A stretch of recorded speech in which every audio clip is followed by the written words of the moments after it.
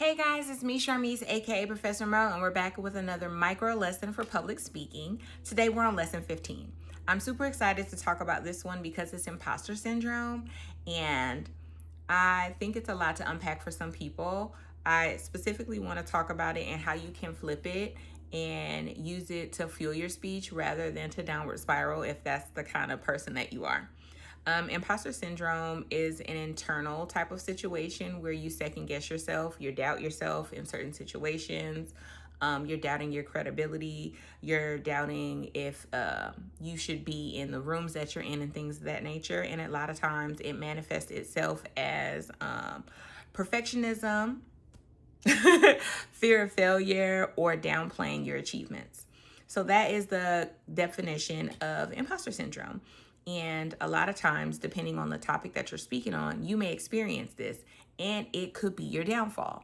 How can we reframe imposter syndrome and flip it and make sure that it fuels you for success in executing your speech? So the first thing we want to talk about is in imposter syndrome, you can be hypercritical and focus on yourself. And if you're focusing on yourself in your imperfectionism, a lot of time you might fixate on that and it doesn't allow you to remember that you're doing a speech and it is you, but you should be focusing on the audience.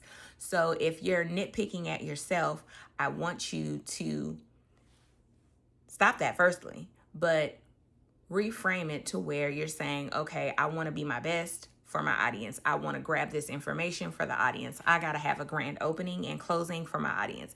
I got to do some additional research so that my audience doesn't question my credibility. Flip it. Stop focusing on yourself because that's ego.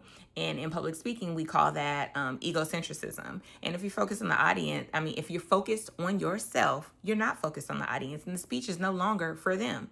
We should all have something to gain from the speech. But if you're focusing on yourself, it takes away from all the preparation, all the fun things that you can do and share for the people that you're going to be speaking to. Your purpose of your speech might be to inform or to persuade and all the things, but if the lens is on you, it kind of takes away from that. So just be mindful that you should be focusing on your audience as you plan to prepare and execute your speech. In your perfectionism and in your hypercritical nature, you might develop nerves because you're second guessing, your credibility of being in the room that you're going to be in and speaking in front of people that you're going to be in. It's really important to let that energy fuel you rather than to sulk in it. So it's really important to focus on the audience, focus on the information that you're going to share, and execute. So if you're nervous, some of the best ways to mitigate nervousness outside of breathing and grounding yourself are just super great preparation.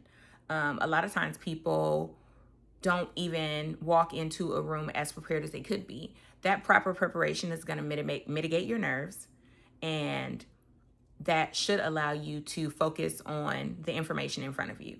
So don't nitpick at yourself. Don't second guess yourself. If you have a presentation to do for work, if you are in a public speaking class and you need to share certain information, if you are on a team and you have to lead or do a brief speaking engagement, if you have a family event or something with friends or a class reunion and you have to speak, I wouldn't say that there are qualifications to be in a room, don't get me wrong, but if you were chosen to speak, if you were asked to speak, that's the credibility in itself.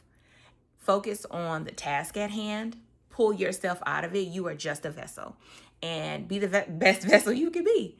Prepare yourself, do your research, practice your speech, dress to the nines, and kill it. But imposter syndrome oftentimes causes people way more stress than I'm not going to say it's necessary because I've suffered from that as well. Way more stress than it needs to. So if you are experiencing imposter syndrome, if it manifests through perfectionism or fear of failure or anything like that, focus on the task. Execute the task to the best of your ability. And, use your critical thinking and things of that nature to kill the speech. and make sure that you do the best possible. And once you pull yourself out of it, I think you'll do a lot better and you'll feel a lot more comfortable. And then after your speech, I would encourage you to reflect on how well you did, or how the information was conveyed, or the reactions from the audience. Because if you focus on ego and you focus on yourself, that will be your downfall. You're just a vessel. Be the best vessel you can be.